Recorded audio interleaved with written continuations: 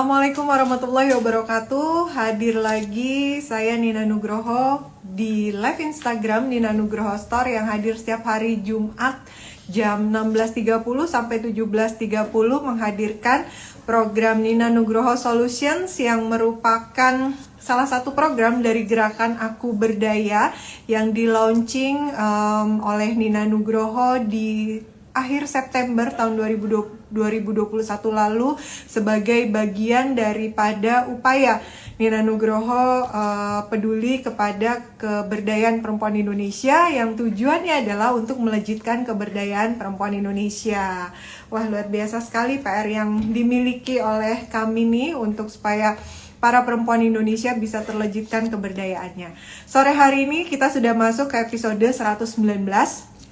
Kita akan ngobrolin tentang perempuan juga nih yang pastinya sedang viral di sosial media dan beberapa media juga membahas tentang ini. Temanya apa sih? Nah, kita sebagai perempuan harus tahu dan harus memiliki bekal terkait apa sih yang akan kita lakukan apabila hal ini terjadi dan harus meminta bantuan kepada siapa apabila hal ini terjadi. Nah, apa sih? Nah, nanti ya akan saya sampaikan tema hari ini. Tapi sebelum itu saya mau ngasih informasi nih sore hari ini seperti biasa. Saya menggunakan busana dari Nina Nugroho Store. Kali ini saya menggunakan midi shirt yang dipadukan dengan skirt atau rok. Nah, di Nina Nugroho Store ini banyak sekali kategori busananya.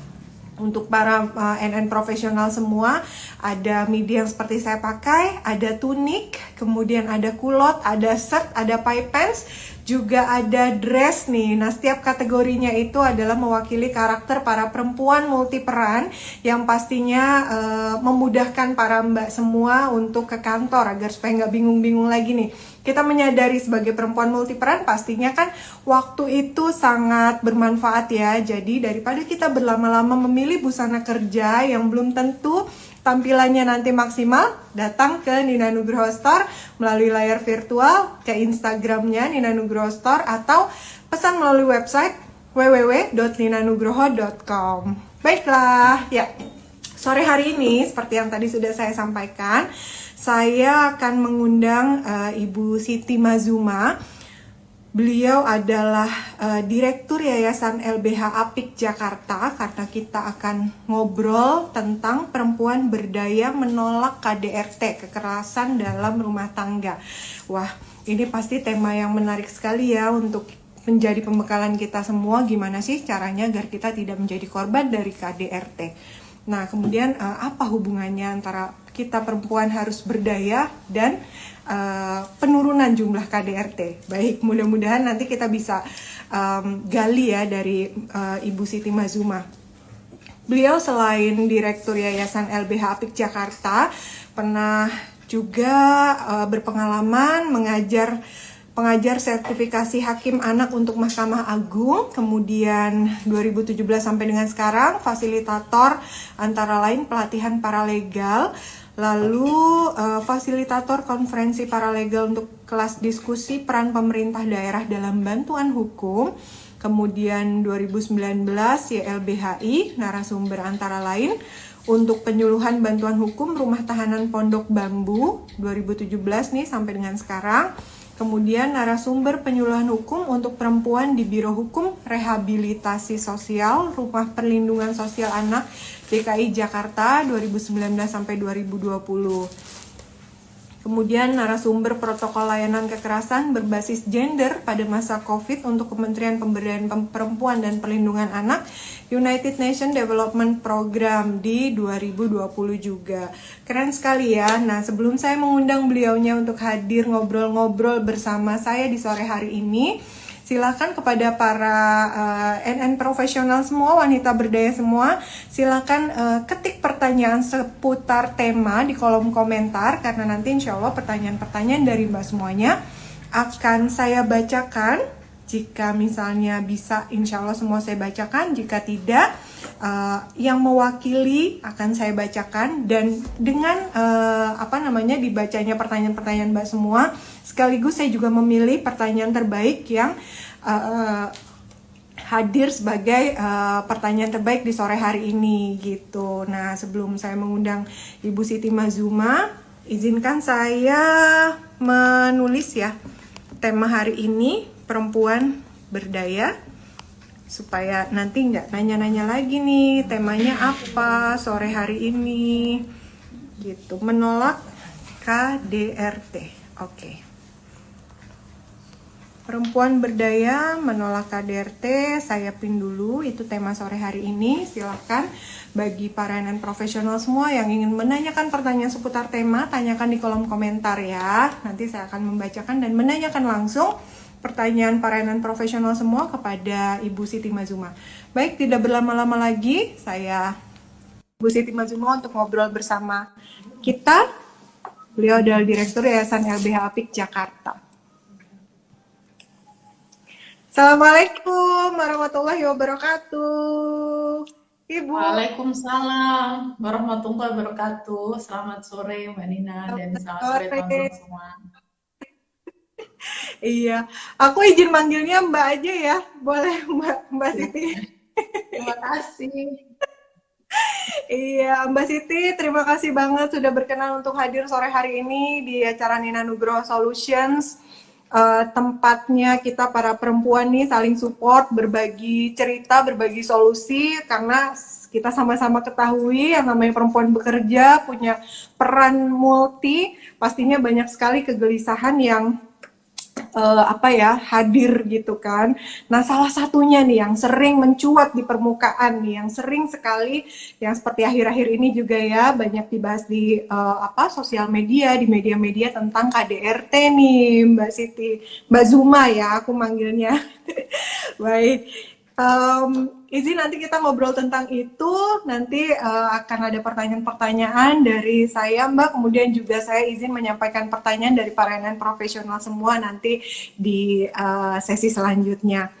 Mbak Siti, sebelum membahas tentang KDRT nih, dan akibatnya perempuan, saya pengen nanya nih Mbak Siti, kalau menurut Mbak Siti sendiri, makna keberdayaan itu apa sih buat perempuan?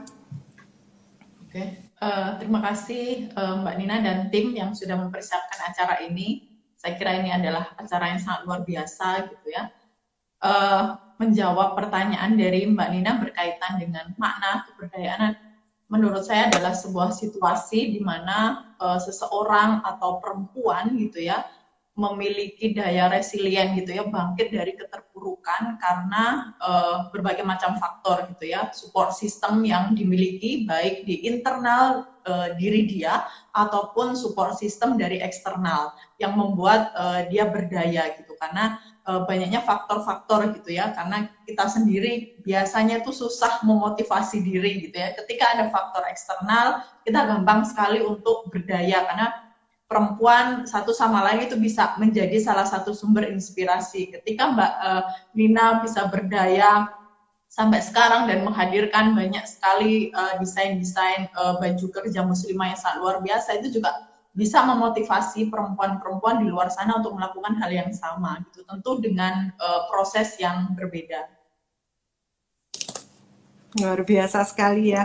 Memang busana Nina Nugroho Store ini Mbak menggunakan pendekatan desain tuh dari psychological fashion Mbak. Jadi gimana sih caranya supaya detail-detailnya taruh di mana supaya bisa membangkitkan rasa tertentu, karena fashion itu kan personal statement gitu, supaya kita tuh yuk kita bisa percaya diri melakukan apa yang kita bisa lakukan sebagai perempuan gitu. Keren banget nih situasi di mana perempuan punya daya bangkit dari keterpurukan dan support system baik internal maupun eksternal. Wah, tolong dicatat itu karena hampir merangkum tentang keberdayaan perempuan itu sendiri tuh, keren banget Mbak Zuma. Nah, kemudian seberapa besar sih Mbak akibat KDRT ini terhadap keberdayaan perempuan Mbak? Sangat besar sekali. Nah, tadi Mbak Nina menyinggung soal baju, ini saya juga baju desainnya Mbak Nina gitu ya, makanya saya merasa percaya diri dan saya dari rumah datang ke kantor dengan rasa gembira. Dan itu membangkitkan mood kerja kita ya, hari ini hari Jumat, mau akhir pekan gitu. Oke, berkaitan dengan dampak kekerasan terhadap keberdayaan itu sangat luar biasa banget gitu ya. apalagi ketika perempuan-perempuan yang tidak berdaya secara ekonomi, ketika ketergantungan secara ekonomi kepada suami gitu ya, atau pelaku kekerasan, itu akan sangat mempengaruhi. Dia menjadi tidak berdaya, tidak bisa memutuskan apa yang mau dia lakukan gitu. Nah, ketika kasus KDRT dengan situasi misalkan perempuan itu secara ekonomi berdaya atau dia mampu mengambil keputusan sendiri gitu ya secara berdaya, biasanya akan cepat gitu. Tapi setiap situasi atau kasus memiliki kondisi keberdayaannya masing-masing ya, karena berkaitan dengan soal penguatan diri, belum lagi memikirkan anak, belum lagi soal keberdayaan kondisi psikologisnya gitu. Banyak pilihan-pilihan yang menyebabkan perempuan bahkan yang sebelumnya berdaya menjadi tidak berdaya akibat dari kekerasan dalam rumah tangga. Karena kan kita pasti akan merasakan sakitnya berkali-kali lipat ketika kita disakiti oleh orang terdekat. Di sini mungkin adalah suami atau keluarga gitu ya yang melakukan kekerasan dalam rumah tangga terhadap kita, dan itu dampaknya bisa lebih besar daripada orang yang tidak kita kenal menyakiti gitu. Dan kasus-kasus KDRT itu kasus yang pelakunya adalah orang-orang terdekat dalam lingkup keluarga maupun rumah tangga dalam satu rumah gitu ya, dan terjadi kekerasan karena dianggap pelaku memiliki kuasa yang lebih tinggi sehingga menjadikan korban yang punya kuasa lebih rendah ini untuk ditindas, untuk disakitin, untuk didolimi gitulah secara bahasanya gitu. Jadi untuk dampaknya ya sangat besar, termasuk adalah dari berdaya menjadi tidak berdaya gitu. Dalam situasi bimbang, terus kemudian nggak tahu lagi dia harus bagaimana, dan itu kenapa banyak sekali alur-alur penanganan kasus kekerasan dalam rumah tangga yang itu kita tidak harus meminta dia memutuskan apa yang mau dia lakukan. Jadi ada beberapa proses, termasuk di dalamnya adalah penguatan psikologi. Kita rujuk ke psikolog supaya dia mampu nih menyampaikan atau memutuskan apa yang dia inginkan. Karena kan biasanya orang kalau menjadi korban buru-buru pengen segera mau melakukan sesuatu gitu, proses hukum ataupun tidak gitu ya. Tapi di sini kita memberikan kesempatan dulu diskusi dengan diri sendiri gitu ya, karena keputusan apapun yang diambil itu bukan hal yang mudah gitu. Betul, apalagi dalam kehidupan rumah tangga tuh kadang-kadang perempuan itu sudah nggak mikir diri sendiri ya Mbak ya, mikirin anak, mikirin orang tua itu sih.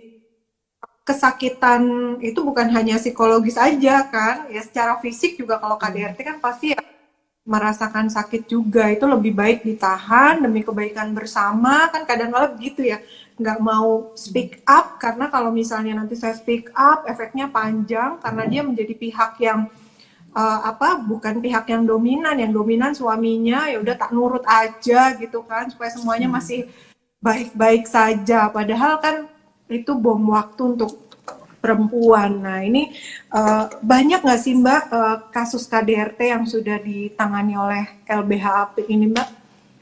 Ya, banyaknya kasus KDRT yang ditangani oleh LBH Apik itu kita ibaratkan gunung es gitu. Yang bisa menjangkau LBH Apik tentu adalah orang-orang yang mendapatkan informasi, termasuk teman-teman yang pada hari ini ikut menyaksikan acara ini gitu. Dan itu mungkin tidak sebanding dengan kasus-kasus yang tidak dilaporkan kepada kami. Nah, 2021 kemarin Mbak Nina kita baru selesai laporan tahunan bulan Desember, dan kasus yang kita tangani itu 1.321 kasus, dan KDRT-nya sendiri mencapai 374 kasus. Ini beragam, dari kekerasan fisik, kekerasan psikis, seksual, sampai dengan penelantaran maupun eksploitasi ekonomi. Jadi beragam, karena KDRT itu tidak pernah tunggal gitu ya, tidak hanya fisik aja ataupun psikis saja, tapi biasanya dibarengin gitu ya. Kalau dia menderita atau menjadi korban kekerasan fisik, biasanya dibarengi dengan caci maki, terus kemudian direndahkan gitu, bahkan sampai tidak diberikan nafkah gitu. Bisa satu orang itu bisa menjadi korban kekerasan dalam rumah tangga yang berlapis gitu. Jadi 2021 kemarin 374, 2020 itu angkanya tinggi 418, Jadi selalu tinggi gitu kasus-kasus kekerasan dalam rumah tangga. Banyak ya sebenarnya. Ini yang bisa menjangkau apik yang tidak terjangkau itu disinyalir lebih banyak lagi gitu ya Mbak ya. Karena belum belum apa ya, belum terbangunnya kesadaran bahwa ya itu kita juga harus melakukan sesuatu gitu. Kita sama-sama manusia walaupun berbeda gender, satu laki-laki satu perempuan, tapi ya menyakiti secara berlapis fisik maupun psikis ya dari segi apapun tidak diperbolehkan kan gitu Mbak.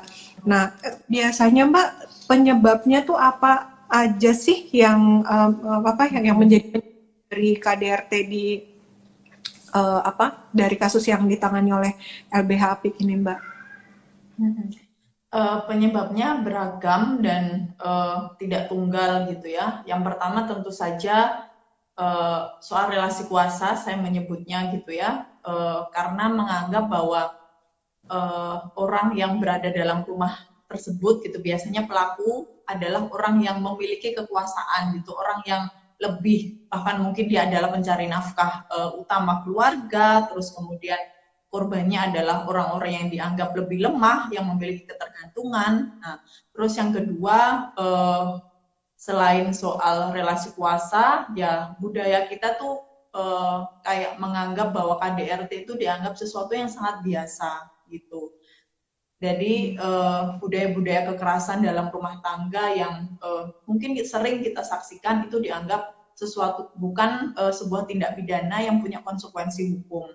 Terus yang kedua juga dianggap KDRT itu urusan rumah tangga gitu, urusan privat yang itu siapa aja nggak boleh ikut campur. Padahal kita sudah punya undang-undang KDRT itu dari tahun 2004 gitu. Dan kalau misalkan dilihat dari kasus per kasus, tentu saja punya motif yang berbeda-beda ya. Tapi sebagian besar alasan itu sangat umum dialami oleh korban-korban gitu. Kenapa menjadi korban kekerasan? Ya karena pelakunya menganggap dirinya berkuasa terhadap korban sehingga bisa untuk dipukul, bisa untuk dicaci maki, dan mereka orang-orang lemah yang biasanya tidak melawan, bahkan termasuk kasus-kasus yang datang itu KDRT-nya itu sudah bertahun-tahun gitu karena berharap berubah gitu ya, dia akan berubah, tidak akan melakukan hal ini lagi, tapi ternyata harapan-harapan itu tidak kunjung terjadi gitu, justru tingkat KDRT-nya itu bisa semakin lebih tinggi gitu Mbak Nina. Mbak, sebenarnya seorang perempuan di rumah tangga bisa dibilang dia itu korban KDRT kalau apa sih Mbak? KDRT itu kan ada 4 ya, dan kita punya undang-undang penghapusan kekerasan dalam rumah tangga. Orang bisa disebut korban KDRT siapapun itu, baik laki-laki, perempuan, siapapun berpotensi jadi korban dan siapapun berpotensi jadi pelaku gitu. Nah, KDRT ini ada 4, kekerasan fisik, psikis, seksual, dan penelantaran ekonomi. Ketika seseorang sudah melakukan kekerasan dalam rumah tangga dalam bentuk memukul gitu ya orang lain, terus kemudian sesuatu yang sifatnya fisik kelihatan ada bekasnya, dan itu nanti akan divisum gitu ya. Nah, itu masuk dalam kategori kekerasan fisik dan korbannya menjadi korban dari KDRT secara fisik. Nah, kalau psikis yang kita rasakan sakitnya tuh di sini. Gitu. Jadi kondisi psikologis kita yang diserang, direndahkan, dicaci maki, dan berbagai macam ujaran-ujaran lain ya, yang itu tentu saja fungsinya adalah untuk merendahkan kita, merendahkan martabat kemanusiaan kita gitulah, yang tidak memanusiakan kita gitu, sehingga menghina kita mungkin di depan umum, di tempat pribadi ataupun di rumah gitu. Nah, itu masuk kategori sebagai korban kekerasan psikis. Kalau kekerasan seksual itu pemaksaan hubungan seksual dalam rumah tangga. Terus yang keempat, penelantaran ekonomi atau kekerasan ekonomi. Ketika Bang Toib 3 kali lebaran, 3 kali puasa nggak pulang-pulang, itu masuk dalam kekerasan ekonomi gitu, karena dia menelantarkan orang yang harusnya dia berikan nafkah, tidak diberikan nafkah baik istri dan anak-anaknya seperti itu. Jadi itu berbagai macam korban-korban kekerasan dalam rumah tangga yang di sini disebutkan lagi pelakunya adalah atau korbannya tinggal dalam lingkup keluarga. Jadi kalau KDRT itu memang khusus gitu ya, undang-undang khusus yang memang mengatur supaya tidak ada lagi kekerasan dalam rumah tangga dan tidak lagi menormalisasi atau menganggap itu hal yang biasa aja gitu, karena dampaknya sangat luar biasa gitu Mbak. Iya. Kalau tadi ya Mbak kan berarti korban KDRT itu siapa saja bisa menjadi korban, siapa saja bisa menjadi pelaku, baik laki-laki atau perempuan. Kalau misalnya keempat hal tadi yang sudah disebutkan, fisik, psikis, seksual, dan penelantaran ekonomi ini jadi salah satu penyebabnya gitu ya, atau berlapis gitu bisa jadi. Kalau psikis itu kan Mbak bisa dilihat, bisa di apa ya, misalnya gitu, biru, bisa difoto gitu. Kalau psikis itu gimana ya Mbak ininya Mbak?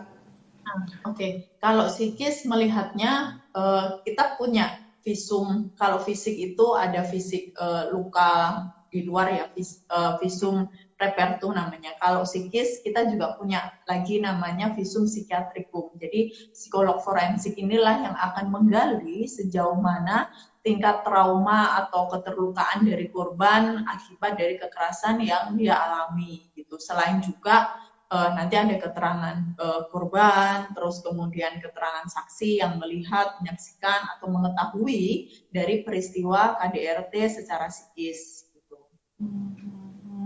Diperkuat oleh saksi gitu ya Mbak ya. Baik.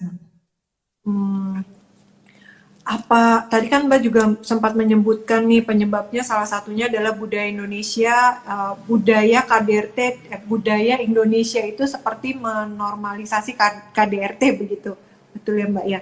Itu apa ya Mbak? Kok seperti itu? Apakah dari apa ya? Mungkin pola asuh kita gitu yang ajarin dari awal bahwa kalau sama suami harus nurut. Makanya kalau misalnya membantah suami mukul atau apa ya mulakno gitu kalau kata orang Jawa. Makanya digituin, kamunya sih sebagai perempuan kan gitu biasanya. Iya.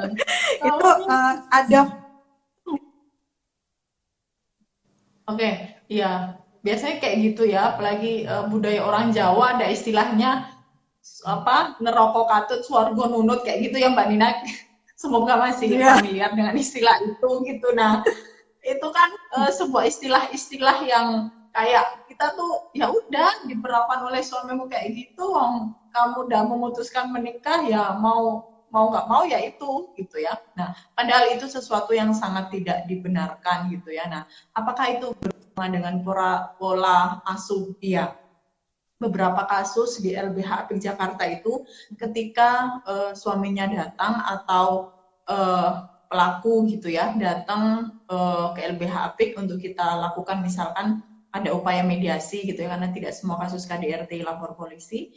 Itu setelah kita telusuri mereka adalah orang-orang yang sering gitu ya menyaksikan orang tuanya ketika masa kecilnya gitu ya biasa mukul istrinya dan ibunya dia maksudnya gitu ya, dan itu sesuatu yang sangat wajar dan anak ini tidak diberikan pemahaman atau pengetahuan bahwa itu sesuatu yang salah karena dia nggak dikasih pemahaman kayak gitu. Dia kayak oh jadi mukul istri itu boleh ya, oh memaki istri atau anak itu wajar ya, oh nggak salah ya, oh ya bapakku kayak gini, aku juga akan mereplikasi hal yang sama ketika berumah tangga. Makanya itu kita harus memutus mata rantai pola asuh yang tidak sehat dalam keluarga. Gitu. Caranya bagaimana? Caranya adalah ya tidak menjadi pelaku kekerasan. Ketika kita misalkan benak otak kita ketika kita berada dalam toxic relationship ataupun punya keluarga yang toxic, kita bisa mencari bantuan berbagai macam yang kita lakukan. Misalkan kita mencari tahu bagaimana cara cara untuk tidak menjadi pelaku kekerasan. Saya kira banyak sekali informasi yang didapatkan di internet, bahkan LBH Apik sudah sering gitu ya melakukan edukasi kepada publik baik melalui Instagram, Zoom, di YouTube maupun saya kira semua kita tinggal searching di YouTube, banyak sekali informasi-informasi bagaimana cara kayak memanajemen emosi, bagaimana manajemen diri supaya tidak menjadi pelaku kekerasan, dan itu menjadi sesuatu yang sangat apa istilahnya ya, sangat gampang kita peroleh gitu. Apakah kemudian kita mau memutuskan mau belajar dari sana atau enggak gitu. Jadi faktor-faktor pola asuh ini juga menentukan gitu ya, ketika misalkan kita melihat ibu kita gitu, kita sebagai perempuan melihat ibu kita dipukulin dan diam aja cuma bisa nangis gitu, kita juga secara alam sadar kita gitu, di bawah sadar kita sering melihat kok ibu bisa begitu ya, maksudnya bisa kuat banget bertahan gitu, padahal itu contoh yang tidak baik yang disampaikan. Bahkan juga ada beberapa kasus KDRT yang itu seorang ibu yang bertahan bertahun-tahun karena nunggu anaknya besar gitu ya. Atau ada kasus KDRT yang ketika terjadi pertengkaran, misalkan dia tidak berusaha gitu ya, di depan anak gitu kan, merusak kondisi psikologis atau mental si anak tadi. Karena kalau dia sudah familiar dengan pertengkaran terus kekerasan dalam rumah tangga tersebut, itu dikhawatirkan gitu ya, itu akan mengganggu kondisi psikologis dia, baik ketika dia masih kecil maupun itu akan jadi ingatan-ingatan yang kilas balik dia ketika dia berumah tangga gitu. Dan itu memang harus diputus gitu. Caranya kalau misalkan ketika kita belajar entah dari YouTube atau dari kampanye-kampanye yang mungkin soal kesadaran untuk tidak menjadi pelaku gitu ya, kita mungkin bisa mengakses psikolog atau pihak-pihak mana profesional yang lain gitu, supaya kita tidak mereplikasi mereplikasi pengalaman buruk masa kecil kita ketika kita berumah tangga tidak berulang lagi. Karena kan kadang menganggap bahwa jangan-jangan ini hukum karma karena bapakku biasa mukulin ibuku jadi aku sekarang, itu enggak, sama sekali enggak ada hubungannya. Banyak orang-orang yang tumbuh atau berada dalam situasi yang toksik keluarganya, tapi dia bisa menjadi orang-orang yang tidak menjadi pelaku kekerasan dalam rumah tangga. Itu karena apa? Karena ada upaya, karena ada usaha. Oke, stop, cukup di ibu saya aja, atau stop, cukup di saudara saya aja, atau stop, cukup di teman saya aja menjadi korban kekerasan. Jangan sampai ada generasi-generasi selanjutnya gitu ya, yang kemudian merasakan hal yang sama. Karena dampaknya itu turunan gitu ya. Kita sering mendampingi kasus-kasus KDRT yang itu anaknya menyaksikan langsung, terus ada lagi suami istri saling melaporkan ke kantor polisi. Tentu kita sangat memahami itu pasti akan mempengaruhi kondisi si anak. Nah, bagaimana LBH Apik itu memberikan penguatan bersama, terus pemberdayaan, penguatan juga kepada si ibu, si anak, bahkan termasuk bapaknya ketika mereka mau memperbaiki rumah tangga tersebut gitu ya.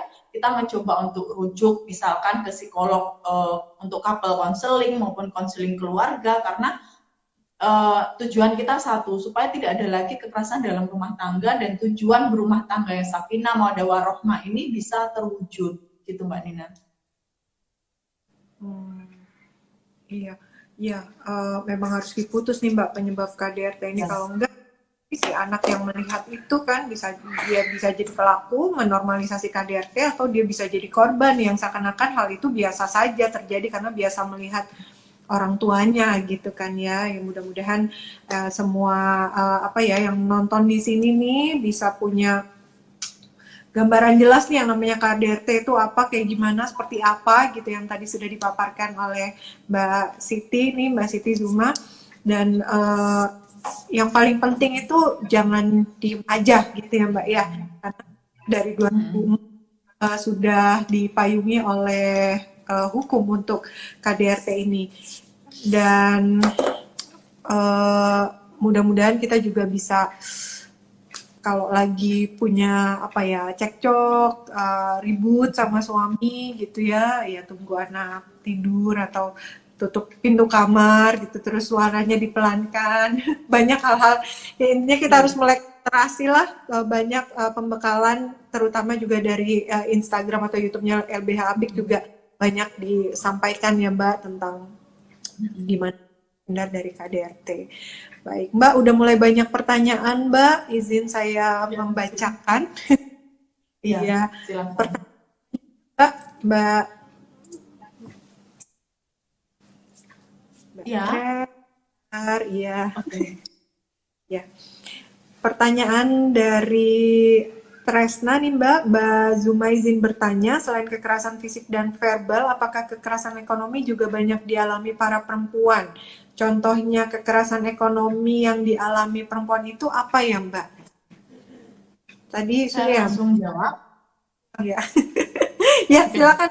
saya Mbak. langsung saya langsung jawab kepada Mbak Tresna ya. Ya, Kekerasan ekonomi adalah kondisi di mana orang yang harusnya memberikan nafkah melakukan penelantaran kepada eh, orang yang harus dia nafkahi gitu ya, atau mengeksploitasi ekonomi. Jadi bisa sebaliknya.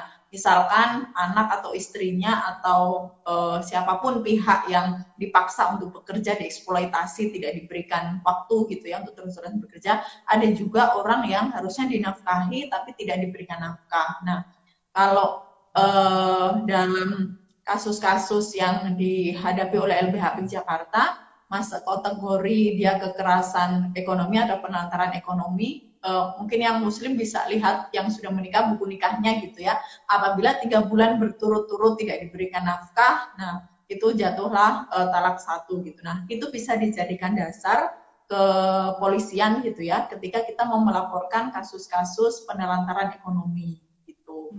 Itu bisa dijadikan upaya hukum, ataupun misalkan melaporkan itu ke LBH Apik, ingin mediasi karena mungkin satu dan lain hal, karena kita menyadari kasus KDRT tidak semua korban mau dibawa ke ranah hukum ya, karena proses hukum kita walaupun kita sudah punya undang-undang dari 2004, tapi proses di kantor polisi, kejaksaan, pengadilan itu tidak semudah yang diamanatkan undang-undang gitu ya, apalagi pelakunya orang terdekat, dan sering kali karena banyak sekali pertimbangan udah lapor polisi terus kemudian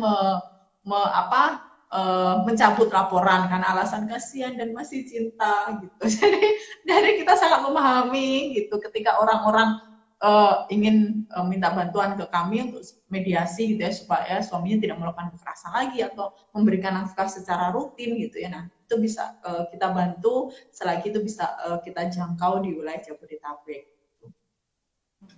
iya, baik. Semoga terjawab. Kemudian dari Kalbina_Safira nih Mbak, bagaimana supaya kita sebagai perempuan punya keberanian untuk lapor katanya nih Mbak. Oke, punya keberanian untuk lapor ini bukan sesuatu yang gampang karena kan KDRT itu pelakunya adalah orang-orang terdekat Kakak Sabina, dan kita sangat menyadari. Nah, bagaimana menumbuhkan supaya kita punya keberanian? Yang pertama, pastikan kita punya support system. Jadi ceritakan pada orang yang bisa kamu percaya gitu ya, yang mau mendengarkan dan mensupport ceritamu. Jadi bukan menyalahkan, bukan misalkan nyuruh sabar kan kayak gitu karena kamu yang salah gitu, karena kamu masaknya nggak enak, karena kamu nggak bisa masak. Berbagai macam orang untuk menyalahkan kita, kita tuh korban, butuh penguatan kok malah disalahin, tapi itu sering terjadi ya. Jadi pastikan kita cari orang yang tepat memberikan penguatan kepada kita. Dan yang kedua, bukti-buktinya jangan sampai tidak dicari atau disimpan gitu ya. Misalkan ada bukti dia mengancam, dia mukul dan lain sebagainya, itu kalau misalkan belum divisum bisa difoto gitu ya.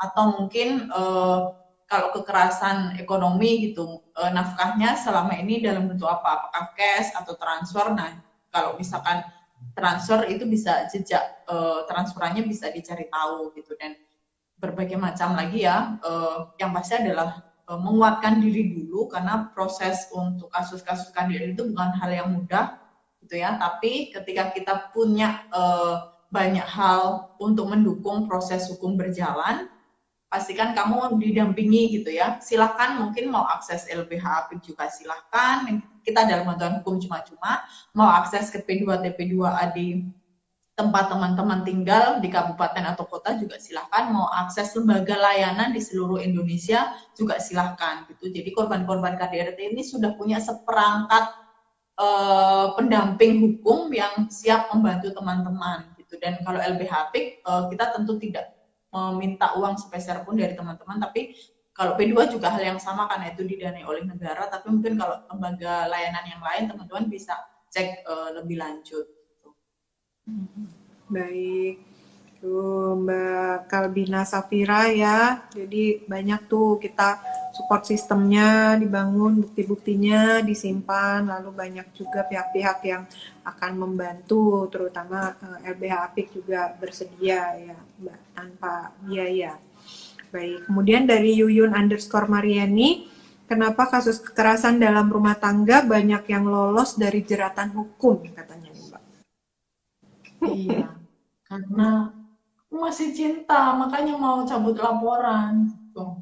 Atau aku nggak tega, bapaknya anak-anakku di penjara. Dan berbagai macam lagi gitu ya. Selain faktor tidak dilanjut karena eh, perempuan itu biasanya gampang sekali untuk luluh gitu ya. Ada juga karena aparat penegak hukum, polisinya. Walaupun dalam undang-undangnya itu disebutkan satu orang saksi korban gitu ya, ditambah dengan alat bukti baik itu visum maupun alat bukti yang lain gitu ya.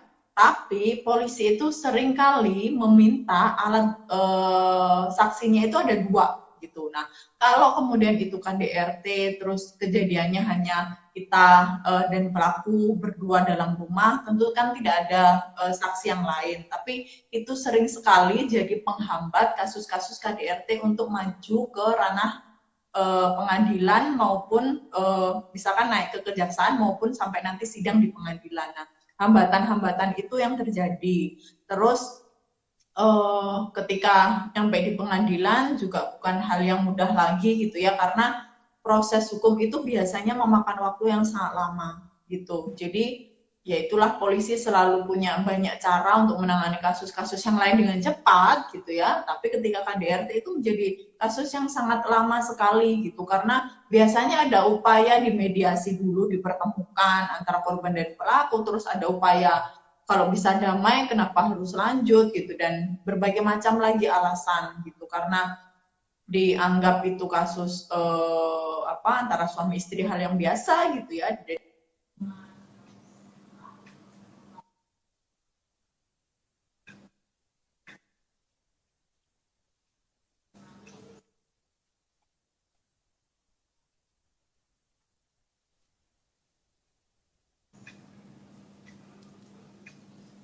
Ya. Ya, udah. Mbak Zuma.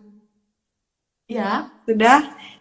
Ya, apa namanya, signalnya agak hilang-hilang.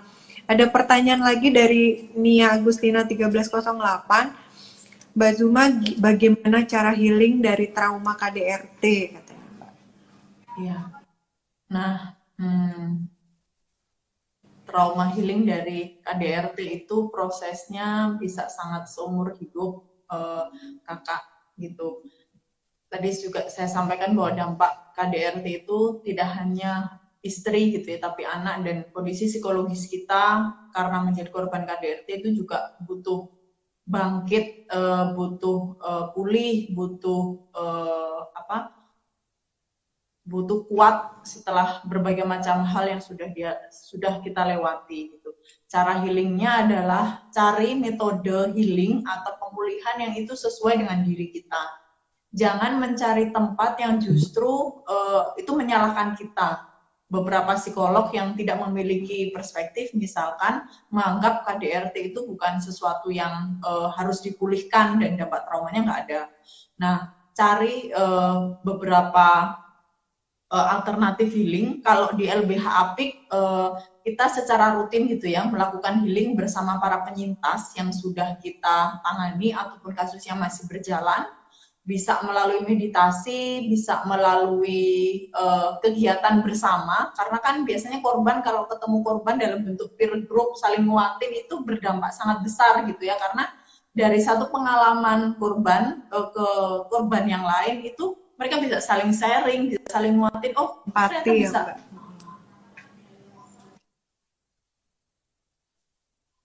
kan hati. Jadi misalkan komunitas untuk menyulam atau komunitas untuk apapun diskusi gitu. Dan ketika ada carilah juga kegiatan misalkan Zoom, seminar, apapun yang sekarang mungkin bisa kita akses secara online untuk proses pemulihan, manfaatkan itu dengan sebaik-baiknya gitu. Jadi proses itu setiap orang pasti beda gitu ya, dan untuk menentukan apakah ini baik atau tidak buat kita, tentu yang tahu adalah kita gitu. Misalkan kayak saya gitu ya, ketika menangani kasus KDRT, setiap hari bahkan di LBHP Jakarta itu kita kayak menerima transferan informasi korban kejadian-kejadian buruk, dan itu menimbulkan trauma sekunder buat saya, buat teman-teman pengacara di LBH API gitu ya. Dan itu terjadi gitu, dan beberapa kali saya harus mimpi buruk gitu karena sesuatu yang tidak bisa saya bayangkan, tidak pernah saya bayangkan gitu bisa terjadi di rumah tangga seseorang gitu. Dan itu kayak kalau nangani kasus perempuan itu kan kita nggak bisa kalau nggak melibatkan perasaan. Kita pasti ada rasa ikut kasihan, ikut sedih, kok bisa ya, maksudnya kayak suaminya tega melakukan itu, tega ngelaporin istrinya, tega ngelaporin mertuanya gitu, atau tega berselingkuh dan berbagai macam alasan. Dan kami di LBH Apik sendiri juga sampai sekarang itu proses pemulihan berkala itu harus sering kita lakukan gitu, karena trauma sekunder dari kasus-kasus KDRT itu sering juga terjadi pada kami gitu. Tapi kami mencari metode yang memang sesuai. Misalkan harus nih berapa bulan sekali harus jalan-jalan, jalan-jalannya nggak perlu harus mahal, tapi mungkin kemana, ke tempat yang kita sukai gitu, atau ke tempat yang membuat kita tenang, dan pastikan untuk me time gitu. Jadi misalkan oke, kita mungkin kalau mikirin anak, mikirin keluarga, mikirin siapa, nggak akan ada habisnya gitu. Tapi kita punya hak untuk mencintai diri kita sendiri secara utuh. Dan misalkan kita cuma butuh waktu nih, aku 3 jam mau matiin HP, mau pergi kemana, atau mau ke salon, atau mau sesekali beli baju yang desainnya Mbak Nina yang mahal ini gitu, untuk menyenangkan diri sendiri, apapun itu yang bisa dilakukan, yang bisa membuat kita happy gitu, lakukan aja gitu. Misalkan oh ya saya harus nabung dulu untuk membeli bajunya Mbak Nina misalkan, ya udah gitu, mungkin bisa dialokasikan waktu. Kalau itu bikin kita happy gitu ya, pastikan itu bisa memotivasi diri kita untuk mencapai sesuatu yang membuat kita termotivasi menjadi orang yang setiap hari jadi lebih baik, lebih utuh lagi, lebih tidak mentolerir gitu ya ketika ada toksik baik dari medsos, dari lingkungan sekitar gitu. Jangan sampai itu mempengaruhi kondisi jiwa kita. Pokoknya yang paling utama adalah cintai diri sendiri untuk kita lebih banyak menyebarkan cinta lagi ke lingkungan sekitar gitu. Jangan terus-terusan misalkan mentang-mentang ibu kita harus sering berkorban gitu. Enggak, ibu juga butuh me time gitu kan. Jadi mau hobi, misalnya hobinya masak, ya udah pengen apa, hobinya berbagi masakannya, ya udah lakukan gitu. Ada satu waktu yang memang take your time gitu. Pokoknya nikmati me time-mu, pokoknya habis itu entah anak nangis atau apa, yang penting kasih tahu dulu. Misalkan nah ibu mau 2 jam ke sini, atau mungkin tidak bisa diganggu atau apa gitu. Yang penting komunikasikan dengan orang-orang terdekat supaya me time kita juga, tiba-tiba kita me time, oh ya kepikiran, oh bentar lagi hujan, nanti cuciannya gimana ya atau apa gitu. Jadi pastikan kita beres dulu gitu ya, untuk kita bisa menikmati me time. Terus cari healing apa saja yang cocok untuk diri kita. Kalaupun mau kita cari orang psikolog gitu ya, profesional, pastikan psikolog itu yang memahami kondisi dan situasi teman-teman gitu, tidak menyalahkan, itulah. Ya, itu kadang-kala masyarakat kita masih gitu ya Mbak, budayanya, apalagi sama perempuan kalau ada yang curhat tentang KDRT atau apa, sebagian besar ya kamu sih, ya kamunya, coba ini dulu apa gitu. Ini nih Mbak, pertanyaan dari Wati_Irbat, bagaimana mencegah terjadinya KDRT katanya Mbak? Mencegah KDRT bagaimana caranya? Sampai sekarang belum ada. Caranya adalah ya tidak menjadi pelaku KDRT, entah siapapun kamu gitu. Baik laki-laki, perempuan, siapapun yang ada dalam rumah tangga tersebut gitu ya, untuk kita tuh menghargai sesama penghuni rumah tersebut gitu ya, tidak saling menyakiti, tidak menjadi pelaku KDRT, dan tidak menormalisasi ketika ada kejadian KDRT gitu ya. Korbannya juga berani untuk bersuara, untuk melawan ketika ada KDRT, dan tidak memberikan kesempatan kepada pelaku untuk menjadi pelaku. Dan begitu juga kita tidak menjadi pelaku KDRT buat siapapun penghuni dalam rumah tangga tersebut gitu. Karena kan makna keluarga ya saling menguatkan, saling menyayangi satu sama lain, saling support gitu. Iya. Atau apa namanya, membekali kita nih sebagai perempuan dengan berbagai macam ilmu gitu ya Mbak ya. Kemudian dari Iya, betul. termotivasi untuk bisa lebih baik lagi. Alhamdulillah, syukur-syukur bisa kemudian menaikkan keberdayaan kita gitu sebagai perempuan, sehingga Iya. apa ya, bukan ya, suami tetap tetap posisinya sebagai imam kita di atas kita gitu, tapi paling tidak kita apa ya, mensejajarkan lah dari sudut pandang pemikiran gitu mungkin ya, dan Iya. bisa lebih enak nanti kalau ngobrol gitu. Jadi mudah-mudahan kalau kita lebih punya keberdayaan, apalagi dari sudut pandang ekonomi gitu ya, kita bisa terhindar, semoga gitu. Pertanyaan lagi Mbak, dari Mbak, kalau mau sambil minum monggo loh Mbak, santai kalau mau iya. sambil boleh. Iya. Kayaknya banyak.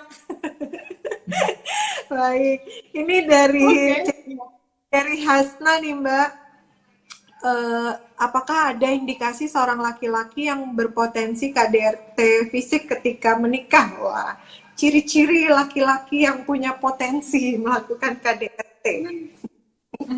Ciri-ciri. Nggak ada ciri-ciri khusus. Tapi ketika kita dalam proses pengenalan, terus kayak pengenalan tidak dalam artian hanya fisik saja ya, tapi mungkin kita juga bisa kenal keluarganya, backgroundnya bagaimana, terus apakah dia punya sejarah yang buruk dengan pasangan sebelumnya gitu. Itu bisa menjadi salah satu pertimbangan kita gitu.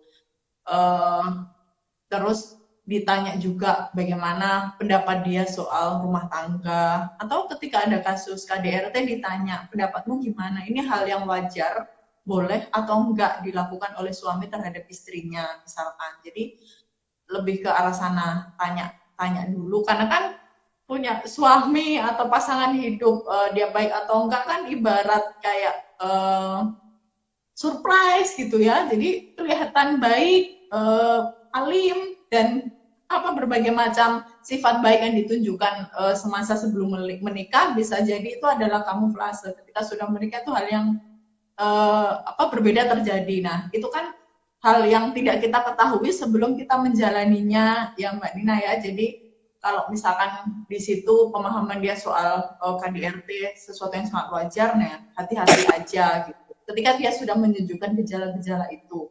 Dan kalau misalkan dia baik nih, oke, mau menjalankan terus hidup bareng dia, mau habiskan masa tua sama dia, nah nggak sering-sering aja, misalkan kayak kamu mendapatkan pemahaman atau ajak dia bareng-bareng juga untuk kayak ikut kegiatan, atau mungkin sering mendapatkan pengetahuan soal KDRT gitu, dan bareng-bareng berproses dalam keluarga gitu. Dan pastikan juga kamu juga bersikap atau dalam situasi yang aku bukan perempuan gampang yang bisa jadi korban KDRT gitu. Tunjukkan bahwa diri kamu tuh berdaya, seperti yang tadi Mbak Nina bilang, bahwa ketika kita bisa sharing pengalaman dengan pasangan, dengan suami, itu juga sesuatu yang sangat bagus, karena kan komunikasi kita artinya lancar, tidak hanya salah satu pihak memaksakan kehendaknya, misalkan gitu. Misalkan suami memaksakan harus beli mobil gitu, sementara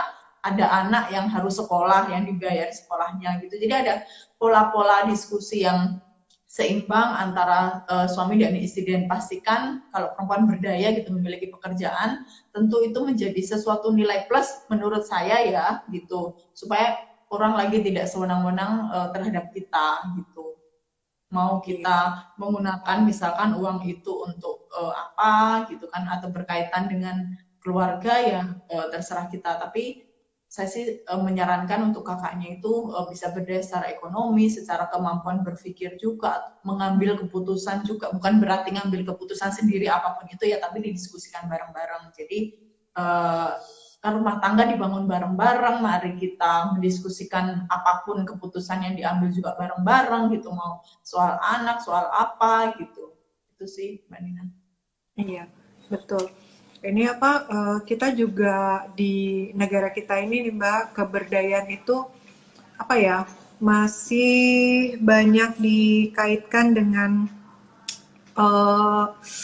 hal-hal teknis gitu Mbak, harus bisa diukur, harus bisa ini. Sedangkan sebenarnya menurut kami ya di Gerakan Aku Berdaya itu, keberdayaan perempuan itu pembekalannya pertama kali itu mentalitasnya dulu gitu, didobrak dulu mentalitasnya gitu. Kalau dia mentalnya udah kuat, udah teguh, ibaratnya punya pondasi yang kukuh gitu, insya Allah apapun yang mau diraih, baik keberdayaan di segala macam sudut gitu ya, terutama ekonomi itu insya Allah bisa tercapai gitu, termasuk yang mudah-mudahan sih KDRT ini juga bisa terhindari gitu.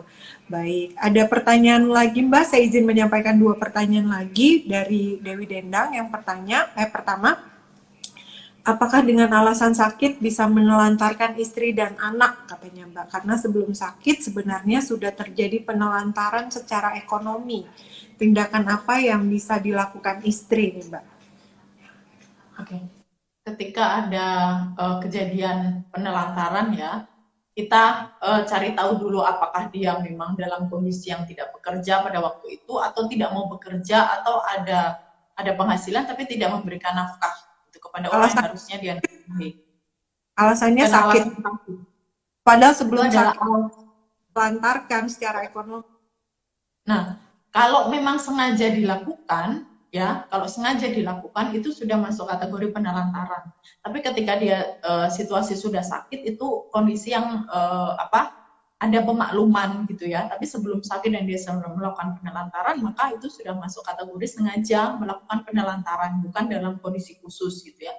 Itu Mbak Nina. RT ya Mbak? Iya. Baik. Semoga terjawab Mbak Dewi. Kemudian dari Yuliana Bagdaryatun. Mbak Yuliana, makasih udah nonton live IG-nya. Biasanya rajin di webinar nih Mbak. Kita ada webinar setiap minggu juga Mbak untuk Gerakan Aku Berdaya. Katanya, jika pelaku KDRT adalah orang yang seharusnya melindungi kita, tapi malah memakan hak, orang tersebut harusnya mengembalikan hak-hak anak yatim, tapi malah ia makan. Bisakah itu saya anggap KDRT? Gimana nih maksudnya ya? Oke, orang yang mungkin harusnya memberikan hak nafkah gitu ya, mungkin rezekinya anak yatim tapi dia memakan gitu ya. Aduh, ini adalah sebangsat-bangsatnya manusia ya, ketika itu hak anak yatim gitu dan tetap dimakan gitu. Nah, KDRT ini secara spesifik Mbak, ketika misalkan yang memakan harta anak yatim itu tinggal dalam lingkup keluarga atau satu rumah, itu bisa dikategorikan KDRT ekonomi gitu ya, karena penelantaran, karena dia tidak memberikan nafkah atau dia memberikan rezeki yang seharusnya itu diterima oleh hak anak-anak yatim tersebut ketika mereka tinggal dalam satu rumah ya, satu atap gitu dan menetap di situ gitu. Nah, itu bisa dilaporkan.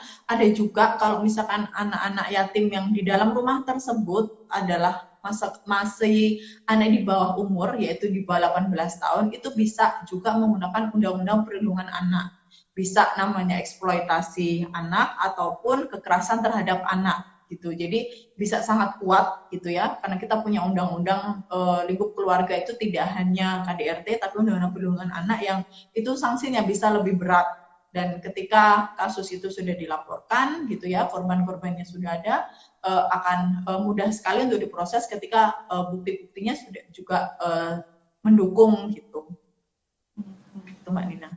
Iya, baik. Mbak, pesan-pesannya nih kepada para NN profesional semua nih, kalau misalnya dirinya atau sekitarnya gitu ya, menjadi korban KDRT, maka apa sih yang harus dilakukan nih Mbak? Oke, ketika orang sekitar kita menjadi korban KDRT, pastikan untuk memberikan pemahaman, edukasi untuk tidak membiarkan dirinya terus-menerus menjadi korban yang didolimi oleh pelaku kekerasan gitu. Kita memberikan penguatan karena KDRT itu bukan hal yang mudah gitu ya. Butuh bertahun-tahun orang ini untuk bisa memutus mata rantai kekerasan. Kita menyebutnya bahkan siklus bulan madu. Ada saatnya melakukan kekerasan, minta maaf, bulan madu, kekerasan lagi, dan itu siklusnya terus berlanjut gitu. Dan itu kondisi yang tidak gampang buat korban-korban. Nah, kita sebagai orang terdekat atau sebagai sahabat, tetangga, saudara gitu, membantu dia untuk memutus mata rantai ini. Apa sih yang menyebabkan dia terus bertahan dalam situasi toksik dalam keluarga tersebut gitu. Ketika kita sudah memberikan uluran tangan, menjadi support bagi korban, tanyakan apa yang dia inginkan, apakah dia mau mau memutus mata rantai itu atau situasi apa yang dia butuhkan. Ketika teman-teman mungkin tidak tahu apa yang harus dilakukan, nggak apa-apa, silakan hubungi hotline LBH Apik yang bisa diakses oleh teman-teman di IG ini. Nanti di IG LBH Apik teman-teman bisa cari banyak informasi gitu ya. Kita punya YouTube juga, terus kemudian ada webinar yang secara berkala kita lakukan, ada live IG juga gitu ya bersama beberapa narasumber. Nah, teman-teman silakan cari informasi di profilnya LBH Apik Jakarta. Akses layanan bantuan hukum yang diberikan oleh LBH Apik itu sama sekali tidak berbayar. Kita melakukan sumber daya yang lain dari public fundraising, termasuk salah satunya adalah donasi publik, dari jualan baju-baju pre-love juga gitu, dan donasi yang diberikan oleh masyarakat untuk membantu kerja-kerja bantuan hukum LBH Apik. Jadi dana itu kita pakai untuk membiayai korban-korban. Misalkan kayak konseling ke psikolog yang dirujuk LBH Apik itu semua kita bayarin. Jadi misalkan satu korban harus ke psikolog, minimal bayar satu konseling itu 600 atau 250, LBH Apik yang bayarin. Jadi teman-teman nggak usah khawatir, silakan akses dan jangan biarkan orang-orang sekitar kita menjadi korban KDRT dan hidup dalam kekerasan. Iya, baik, Masya Allah. Keren banget Mbak pembahasan kita sore hari ini, nggak terasa udah ngobrol 1 jam. Banyak tadi pertanyaan dari profesional semua yang sudah terjawab. Mohon maaf, tidak semua pertanyaan bisa saya bacakan karena keterbatasan waktu nih. Terima kasih banyak Matur Nuwun sangat Mbak Zuma atas waktunya sore hari ini. Mudah-mudahan bermanfaat dan bisa menjadi pemikiran baru gitu bagi para profesional, perempuan-perempuan yang nonton acara ini atau yang nggak sempat nonton 1 jam ke belakang. Bisa nanti lewat Instagramnya Nina Nugroho Store, videonya semua live Instagram ini tersimpan di sana, jadi bisa diakses lagi. Mudah-mudahan bermanfaat, bisa menjadi bekal ilmu, dan bisa tahu gimana kalau misalnya kita atau sekitar kita menjadi korban KDRT. Ya, makasih banyak Mbak Zuma atas waktunya, sehat selalu. Amin, makasih udah diundang Mbak Nina, sehat-sehat juga buat Mbak Nina dan tim ya. Amin. Terima kasih Mbak. Sampai jumpa. Salam buat teman-teman LBH. Siap. Masya Allah sekali ya, kita tadi ngobrol tentang tema kita sore hari ini, yaitu perempuan berdaya menolak KDRT. Nah, gimana sih kalau misalnya ada aparenen profesional semua nih yang menjadi korban KDRT atau di sekitarnya ada yang menjadi korban KDRT? Yang pertama tuh kita sama-sama berikan pemahaman atau edukasi agar korban KDRT tersebut tidak terus-menerus menjadi korban. Kemudian yang kedua, memutus mata rantai bulan madu, karena biasanya korban KDRT itu atau pelaku KDRT polanya itu, patternnya itu adalah melakukan kekerasan, kemudian minta maaf, kemudian bulan madu, kekerasan lagi, minta maaf, bulan madu, kata Mbak Zuma tadi, seperti itu ya polanya. Dan kemudian jangan lupa juga hubungi pihak yang bisa membantu, jangan biarkan orang-orang di sekitar kita menjadi korban KDRT. Silakan kalau misalnya ada yang memerlukan bantuan hukum atau akses intervensi dari para ahli, contohnya psikologi, itu juga bisa melalui LBH Apik, akses Instagramnya LBH Apik, atau juga ada YouTube-nya, ada webinarnya juga, ada live Instagramnya juga. silakan untuk mendapatkan informasi sebanyak-banyaknya agar kita perempuannya lebih melek literasi terkait kekerasan dalam rumah tangga, sehingga kita bisa menghindarkan diri kita agar tidak menjadi korban dari kekerasan dalam rumah tangga dan tidak menormalisasi kekerasan dalam rumah tangga. Karena tadi bentuknya banyak sekali, ada kekerasan fisik, psikis, seksual, ataupun penelantaran ekonomi. Apabila keempat hal tersebut pernah terjadi di teman-teman atau sedang terjadi, maka silakan ya melek literasinya gitu, bahwa hal tersebut tuh dimaklumi atau tidak. Kalau tidak ya ayo bergerak, ayo bicara, jangan diam saja karena kita perempuan berdaya. Baiklah, tiba saatnya saya mengumumkan siapa pertanyaan terbaik dari episode ke-119 sore hari ini. Nah, selamat ya kepada Kalbina_Safira. Bagaimana supaya kita sebagai perempuan punya keberanian untuk melaporkan. Selamat kepada Kalbina_Safira. Silakan untuk mendapatkan hadiahnya masuk ke Instagramnya Nina Nugroho Store, lalu klik link yang ada di bio Nina Nugroho Store, terhubung dengan sales advisor kami, nanti dimintain alamatnya untuk kemudian dikirimkan hadiahnya. Baiklah, pada para NN profesional semua, terima kasih ya karena supportnya di acara Nina Nugroho Solutions yang menjadi bagian dari acara Gerakan Aku Berdaya. Itu merupakan upaya dari kami untuk mendobrak mentalitas perempuan Indonesia agar supaya bisa lebih berdaya, sehingga kalau sudah mentalitasnya itu pondasinya bagus, kita bisa sama-sama terlejitkan keberdayaannya. Yuk kita ikuti program-program Gerakan Aku Berdaya. Selain sore hari ini Nina Nugroho Solutions, ada juga hari Minggu nih webinar kolaborasi dengan Tempat Trainers Guild, yaitu asosiasi para trainers di Indonesia. Minggu jam 10 sampai 11.30. Temanya nanti adalah Emotional Intelligence for Your Personal and Professional Life. Nah, ini keren banget. Narasumbernya Lia Tagor Johan atau biasa dipanggil Eljo, Confidence Coach. Nah, ini jadi bisa melalui dance kita itu terbangun emotional intelligence-nya sebagai pribadi dan untuk kehidupan profesional. Wah, keren banget.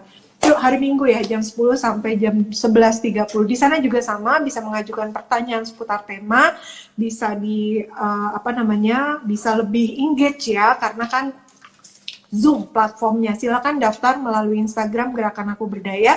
Di situ nanti ada linknya yang bisa diklik untuk kemudian mendaftar dan bisa dapat link Zoom-nya untuk acara hari Minggu nanti. Terima kasih kepada para NN profesional semua. Apabila ada salah-salah kata, saya Nina Nugroho mohon maaf sebesar-besarnya. Jangan lupa Omikron masih mengintai kita. Jaga protokol kesehatan selalu, hindari kerumunan, pakai masker di mana-mana, cuci tangan, dan pastinya lakukan vaksinasi ya. Terima kasih. Wabillahi taufiq wal hidayah. Assalamualaikum warahmatullahi wabarakatuh. Salam sehat.